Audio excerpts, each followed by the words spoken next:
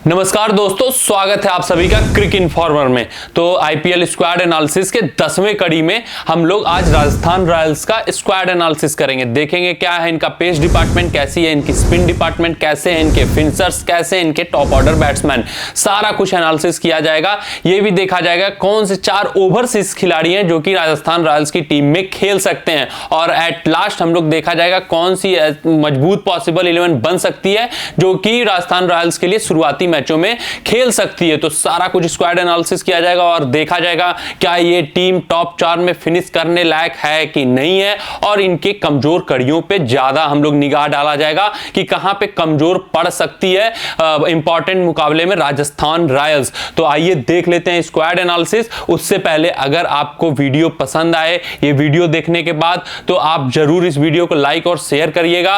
अगर आप Facebook page पे देख रहे हो तो पेज को फॉलो करना मत भूलिएगा। अगर आप यूट्यूब पे देख रहे हो तो हमारे चैनल को सब्सक्राइब करना मत भूलिएगा।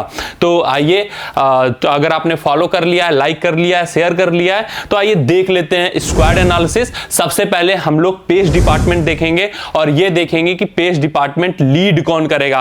अगर हम प्रमुख पेसर्स की बात करें तो इनके पास प्रमुख पेसर्स हैं ट्रेंट बोल्ट, प्रसिद्ध कृष्णा और ओबेड मैकॉय। ये 3 ऐसे प्रमुख पेसर हैं जो खेल सकते हैं और शुरुआती मुकाबले में जगह बनाते हुए दिख रहे हैं। ये तीनों पेसर्स को खेलना तो चाहिए, लेकिन समीकरण इस तरीके से बैठ रहा है 4 ओवरसीज खिलाड़ी की वजह से, क्योंकि इस बार जैसन होल्डर को भी इन्होंने अपने इस ऑक्शन में शामिल किया और यही एक इंपॉर्टेंट बाई थे। जैसन होल्डर, एडम जांपा और जो रूट, ये 3 इंपॉर्टेंट बाई थे जो इस ऑक्शन में इंपॉर्टेंट बाई आप कह सकते हो इस ऑक्शन में इन्होंने खरीदा है, जिसमें से सबसे इंपॉर्टेंट जैसन होल्डर जो खेलते हुए भी दिखेंगे क्योंकि ऑलराउंडर की भूमिका में रहेंगे, फिनिशिंग टच देने का मादा रखते हैं, प्लस ये 4 ओवर की गेंदबाजी भी कर सकते हैं, डेथ ओवर का भी इनका समस्या हल कर सकते हैं। तो यहां पे होल्डर का खेलना ऐसा लग रहा है कि होल्डर यहां पे महत्वपूर्ण भूमिका निभाएंगे और होल्डर अपना प्लेस बनाते हुए दिख रहे हैं। तो इस वजह से ट्रेंट बोल्ट या ओबेड मैकॉय में से कोई एक, वैसे तो अगर ये पहला बार हुआ होता तो मैं ट्रेंट बोल्ट को जरूर प्रीफर करता और नहीं करता, लेकिन ओबेड मैकॉय ने पिछली बार काफी छाप छोड़ी थी राजस्थान रॉयल्स के लिए, काफी जबरदस्त प्रदर्शन किया था। डेथ ओवर में भी इन्होंने अपना कारनामा करके दिखाया थी अपने स्किल्स, लोअर 1 का प्रयोग करके दिखाया था। वहां पे लोअर इंडिपिंग यॉर्कर्स भी फेंके थे ओबेड मैकॉय ने। तो डेथ ओवर्स में ये थोड़े से इफेक्टिव ज्यादा साबित हो रहे थे ट्रेंट बोल्ट के मुकाबले, लेकिन फिर भी जो ट्रेंट बोल्ट का कैलिबर है, शुरुआत में स्विंग कराना, डेथ ओवर में भी गेंदबाजी कर लेना, इसलिए इन दोनों में से कोई एक बंदा ही खेलता हुआ दिखेगा। ये टीम मैनेजमेंट के ऊपर है कि ट्रेंट बोल्ट को चांस देते हैं या ओबेड मैकॉय को। अगर जैसन होल्डर को उनको नहीं खिलाना होगा तब इन दोनों को खेलेंगे, लेकिन होल्डर अपना जगह बनाते हुए दिख रहे हैं क्योंकि ऑलराउंडर्स की कमी है इस टीम में, और होल्डर को नहीं खिलाएंगे तो इनकी बैटिंग डेप्थ भी गड़बड़ होगी, प्लस बॉलर्स की भी कमी खलेगी इनको।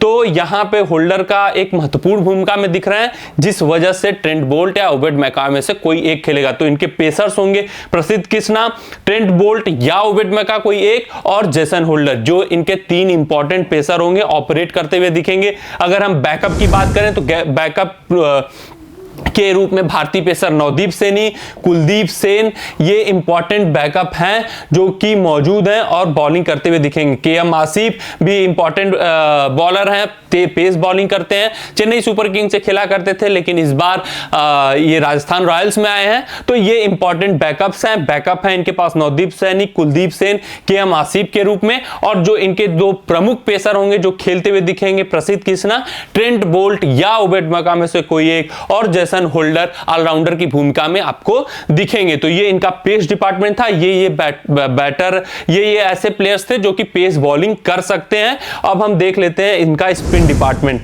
अगर हम स्पिनर्स की बात करें तो जो इनके 2 प्रमुख स्पिनर होंगे वो भारतीय स्पिनर हैं। चाहे आप युजवेंद्र चहल की बात कर लो, एक बार मार्क आउट कर लेते हैं यूजी चहल को।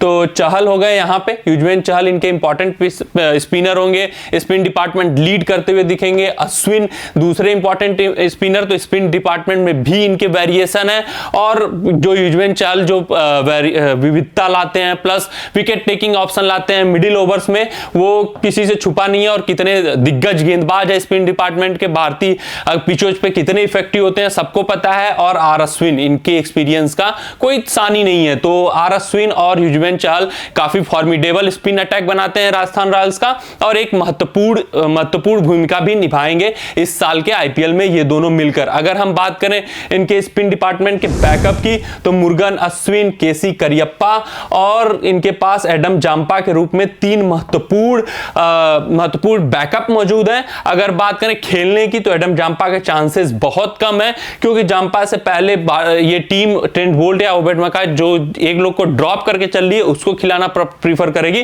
Rather than Adam Zampa. तो समीकरण गड़बड़ हो सकता है, इसलिए मुरुगन अश्विन या केसी करियप्पा के खेलने के चांसेस ज्यादा रहेंगे अगर दोनों स्पिनर्स में कोई स्पिनर चोटिल होता है तो यहां पे वैसे नॉर्मली आप देखोगे दोनों चोटिल भी नहीं होते हैं, अश्विन के थोड़े बहुत चांसेस हैं, तो केसी करियप्पा या मुरुगन अश्विन की जगह खेलते हुए दिख सकते हैं। तो स्पिन डिपार्टमेंट काफी मजबूत है इनका, जो प्रमुख दो स्पिनर हैं वो काफी एक्सपीरियंस्ड और भारतीय कंडीशन को बखूबी जानते हैं, विकेट टेकिंग बॉलर्स हैं। और अगर इनके बैकअप की बात करें तो बैकअप भी अच्छे तरीके से मौजूद किया हुआ है कि कमी ज्यादा न खले अगर कोई चोटिल हो तो ये इनका स्पिन डिपार्टमेंट था, काफी सशक्त और काफी मजबूत दिख रहा है। अगर हम इनके बात करें ऑलराउंडर्स की, यहां पे थोड़ी सी कमी दिखती हुई ऑलराउंडर डिपार्टमेंट में, यहां पे लैक करती हुई राजस्थान रॉयल, और यही एक डिपार्टमेंट है जो इनको परेशान कर सकता है महत्वपूर्ण मुकाबलों में। अगर हम इनके गिने चुने ऑलराउंडर्स जो हैं इनकी टीम में अगर उनकी बात करें तो वो हैं आर अश्विन, जो कि महत्वपूर्ण ऑलराउंडर हैं। थोड़ी बहुत बैटिंग मुरुगन अश्विन कर लिया करते हैं, लेकिन उतना नामचीन नहीं है। अगर हम बात करें जो सबसे मोस्ट ऑलराउंडर होंगे, मोस्ट इंपॉर्टेंट ऑलराउंडर जिसको इस बार के ऑक्शन में खरीदा है, वो है जेसन होल्डर, और कुछ ओवर रियान पराग कर लिया करते हैं। तो ऑलराउंडर्स इनके में बहुत कम है, गिने चुने ऑलराउंडर्स हैं, यही पेपर पे ऑलराउंडर्स हैं जो कि बैटिंग प्लस बॉलिंग कर लिया करते हैं। प्रसिद्ध कृष्णा भी उतने अच्छे बैटर नहीं है, चाहे ट्रेंट बोल्ट की बात करो चाहे ओबेड मैकाय की बात करो, तो इनके पास स्पेशलिस्ट ज्यादा हैं, बट ऑलराउंडर के नाम पे ये ठप है। और यहीं पे जो कि T20 फॉर्मेट होता है, ऑलराउंडर्स का फॉर्मेट ज्यादा इंप्रेस करते हैं ऑलराउंडर्स, यहां पे ये टीम ठप दिख रही है, यही इनका लैक पॉइंट है। गिने चुने ऑलराउंडर है जिसमें से मुरुगन अश्विन आपको खेलते हुए नहीं दिखेंगे, टीम में बस खेलेंगे आर अश्विन, जेसन होल्डर जो सबसे महत्वपूर्ण ऑलराउंडर्स में है, और रियान पराग काम चला हुआ ऑलराउंडर, आप कह सकते हो कि काम चल सकता है, 1 से 2 ओवर करके दे सकते हैं। तो ये इनके गिने चुने ऑलराउंडर, और यहीं पे मात खाती हुई दिखेगी टीम। अगर हम इनके फिनिशर्स की बात करें, इस बार होल्डर के आने से थोड़ा सा स्ट्रेंथ जरूर मिला इनके फिनिशिंग प्लेयर्स में। अगर हम बात करें इंपॉर्टेंट फिनिशर की जो पिछले बार फॉर्म में थे राजस्थान रॉयल्स के लिए, और कई महत्वपूर्ण मुकाबले राजस्थान को अपने दम पर जितवाया था, वो है सिमरन हेटमेयर।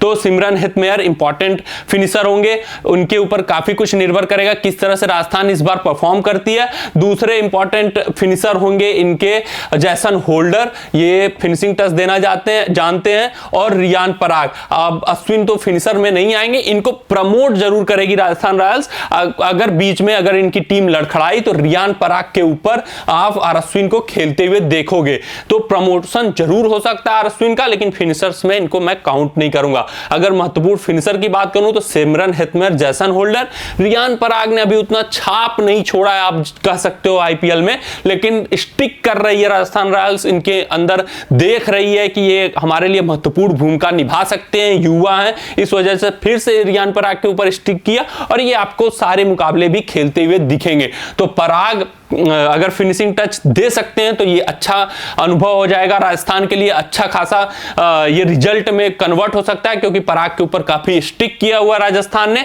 लेकिन जो 2 महत्वपूर्ण ऑलराउंडर हैं वो हेटमेयर और जेसन होल्डर, तो ये इनके फिनिशर्स थे जो कि अच्छे फिनिशर्स हैं। हेटमेयर और जेसन होल्डर के रूप में अच्छे फिनिशर मौजूद है। रियान पराग भी फिनिशिंग टच देना जानते हैं, तो फिनिशर में भी ये उतने पीछे नहीं हट रहे हैं। तो यहां पे भी इनका ये डिपार्टमेंट भी आप ये नहीं कहोगे कि बहुत मजबूत है, लेकिन ये भी आप नहीं कहोगे बहुत कमजोर है, मतलब अच्छा खासा यहां पे इन्होंने वर्क किया हुआ है, ठीक ठाक फिनिशर्स इनके पास मौजूद है। अगर मैं बात करूं इनके टॉप ऑर्डर की बारे में, तो यहां पे बस एक इनके पास हिटिंग कैपेबिलिटी वाला प्लेयर है, वो है जॉस बटलर। यही जॉस बटलर की वजह से ये जो इनका टॉप ऑर्डर है ये थोड़ा सा फॉर्मिडेबल दिखता है, क्योंकि बटलर स्लो पिचेज पे स्लो की तरह खेल सकते हैं। अगर पिच बैटिंग फ्रेंडली रही तो वहां उस हिसाब से अपना गियर चेंज कर सकते हैं। तो बटलर इज द बेस्ट टी20 बैटर, आप कह सकते हो परफेक्ट टी20 बैटर। किसी भी कंडीशन में ये खेल सकते हैं। ये जरूरी नहीं है कि पिच टर्निंग पिच रहेगी तो बटलर नहीं खेल पाएंगे, पेस वाली पिच रहेगी तो बटलर नहीं खेल पाएंगे, सिर्फ बैटिंग पिचेज पे बटलर चलेंगे, ऐसा कुछ नहीं है। बटलर हर पिच पे हर कंडीशन के हिसाब से अपने स्ट्राइक रेट को चेंज करके खेल सकते हैं। तो इनसे विध्वंसक और इनसे विश्वसनीय बल्लेबाज टी20 क्रिकेट में नहीं है। तो बटलर की वजह से थोड़ा सा इनका टॉप ऑर्डर मजबूत दिखेगा, क्योंकि टॉप ऑर्डर में बटलर के साथ यशस्वी जायसवाल ओपनिंग करते हुए दिखेंगे। पिछला इस सीजन यशस्वी का काफी शानदार था, अटैक करके भी खेल रहे थे और अच्छा खासा बटलर का साथ निभा रहे थे। और यशस्वी को यह दिया गया रोल कि आप रोक कर नहीं खेलोगे, क्योंकि इनका जो नंबर 3 और नंबर 4 देवदत्त पड्डीकल है, यहां पे थोड़ा सा स्ट्राइक रेट का इशू आता है। संजू सैमसन भी शुरुआत में थोड़ा बहुत बॉल लेते हैं, लेकिन बाद में सैमसन भी अपना गियर चेंज करने में मतलब मादा रखते हैं गियर चेंज करने का। लेकिन ये देवदत्त पड्डीकल थोड़ा सा इशू है नंबर 4 पे इनका स्ट्राइक रेट का इशू रहता है। ये बाद में भी उतना तेज नहीं खेल पाते हैं, लेकिन 130 से 135 का स्ट्राइक रेट ये मेंटेन करके चल लेते हैं, जिससे उतना इशू नहीं आता, बट स्टिल थोड़ा सा इशू रहता है। अगर बटलर और संजू सैमसन थोड़ा डीप ना खेले तो यहां पे थोड़ा सा इशू टॉप ऑर्डर में दिखता है स्ट्राइक रेट का राजस्थान के पास। फिर यहां पे दिक्कत हो जाएगी अगर बटलर और संजू सैमसन जल्दी आउट हो जाते हैं। नहीं तो ये टीम टॉप ऑर्डर में भी काफी अच्छी है, यहां पे भी विश्वसनीय प्लेयरों को ऐड किया हुआ है। देवदत्त पड्डीकल के ऊपर विश्वास दिखा रहे हैं, इस वजह से देवदत्त पड्डीकल और यशस्वी जायसवाल के ऊपर स्टिक किया हुआ है, क्योंकि ये युवा हैं और इनको ज्यादा दिन तक ये इनसे रिवार्ड ले सकते हैं। इसलिए देवदत्त पड्डीकल और यशस्वी जायसवाल को पे स्टिक किया हुआ है। लेकिन ये देवदत्त पड्डीकल यशस्वी जायसवाल के आने से इनका थोड़ा सा जो होता है स्ट्राइक रेट वाला इशू, वहां पे इशू है टॉप ऑर्डर में, जिसके कारण जॉस बटलर और संजू सैमसन को थोड़ा सा अटैकिंग खेलना पड़ेगा और लंबा खेलना पड़ेगा। तो ये इनका टॉप ऑर्डर था। इनका फिनिशर्स हमने देख लिए, इनके स्पिनर्स देख लिए, इनके पेस डिपार्टमेंट देख लिया, ऑलराउंडर्स देख लिया, हमने सब कुछ एनालिसिस कर लिया। हमने पाया कि ये टीम हर जगह से संतुलित नजर आ रही है, कहीं पे ज्यादा ओवर डिपेंडेंसी नहीं है, बस इनके पास ऑलराउंडर्स की कमी है। यहीं पे ये इंपॉर्टेंट मुकाबले में मात खा सकते हैं। अदरवाइज ये टीम इस बार अच्छी टीम दिख रही है और ये टॉप 4 में फिनिश करने का एक कंटेंडर जरूर है। राजस्थान रॉयल्स टक्कर जरूर देगी टॉप 4 में फिनिश करने के लिए, और नजदीक अगर चुकेगी तो नजदीकी मामले से ही चुकेगी। आइए अब देख लेते हैं राजस्थान रॉयल्स का क्या होगा पॉसिबल 11। आपके स्क्रीन पे पॉसिबल 11 अभी आ जाएगा, आपके स्क्रीन पे पॉसिबल 11 कुछ ही देरों में आ जाएगा। ये है राजस्थान रॉयल्स का पॉसिबल 11। ये ऐसे इंपॉर्टेंट प्लेयर हैं जो कि आपको शुरुआती 11 में शुरुआती मैचों में खेलते हुए दिखेंगे। आप देखोगे इस पॉसिबल 11 में मैंने ट्रेंट बोल्ट या ओबेड मैकॉय में से किसी एक को चुना है। अभी मैं डाउटफुल हूं कि ट्रेंट बोल्ट खेलेंगे या ओबेड मैकॉय खेलेंगे, क्योंकि ओबेड मैकॉय का पिछले साल का परफॉर्मेंस काफी शानदार था, बट अगर एक्सपीरियंस वाइज जाएं तो मेरे हिसाब से ट्रेंट बोल्ट ही खेलना चाहिए। अगर हम इनका टॉप एक बार नाम मैं कर देता हूं, नेम ले लेता हूं कौन कौन पॉसिबल 11 में रहेंगे। ओपनिंग करते हुए आप देखोगे यशस्वी जायसवाल, जॉस बटलर को, उनको 1 डाउन पे बैटिंग करने आएंगे कप्तान संजू सैमसन, ये कैप्टन है, और 2 डाउन पे देवदत्त पड्डीकल और सिमरन Hetmyer, Riyan Parag, Jason Holder, Ravichandran Ashwin, Trent Boult या ओबेड मैकॉय, युजवेंद्र चहल, प्रसिद्ध कृष्णा। तो इनके जो 3 इंपॉर्टेंट पेसर बन जाते हैं वो प्रसिद्ध कृष्णा। पिछली बार भी आप देखे होंगे राजस्थान रॉयल्स का लाइनअप तो ऐसा ही कुछ था, 5 स्पेशलिस्ट बॉलर हुआ करते थे, वही खेला करते थे और 1-2 ओवर रियान पराग कर लिया करते। तो यहीं पे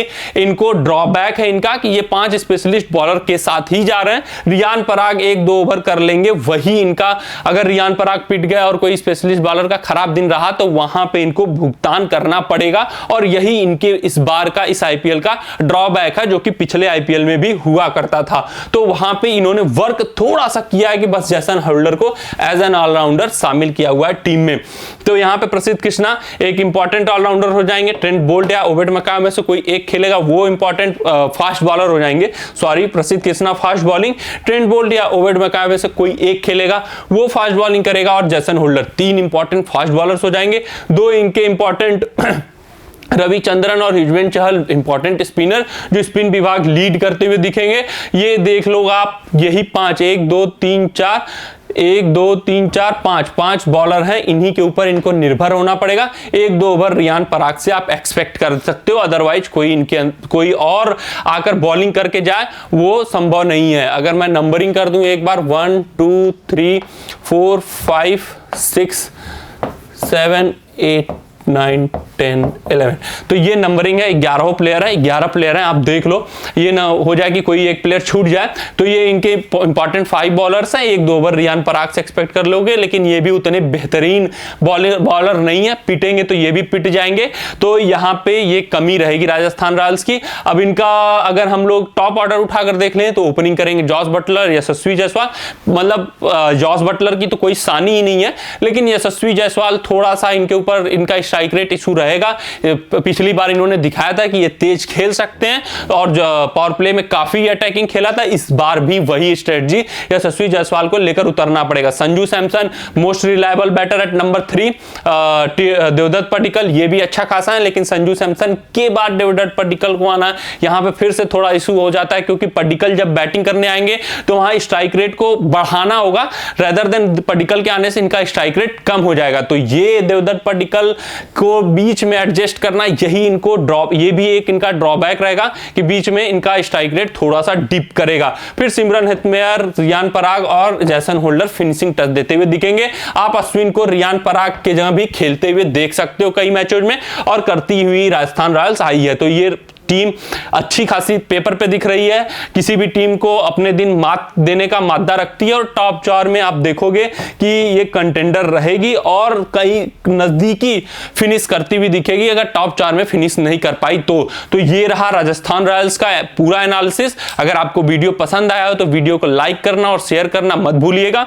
और सबसे इंपॉर्टेंट बात ये कि कोविड से आप अपने आप को बचाए रखें, मास्क लगाते रहें, हैंड को सैनिटाइज करते रहें और 2 गज की दूरी बनाकर रखें। जय हिंद, जय भारत।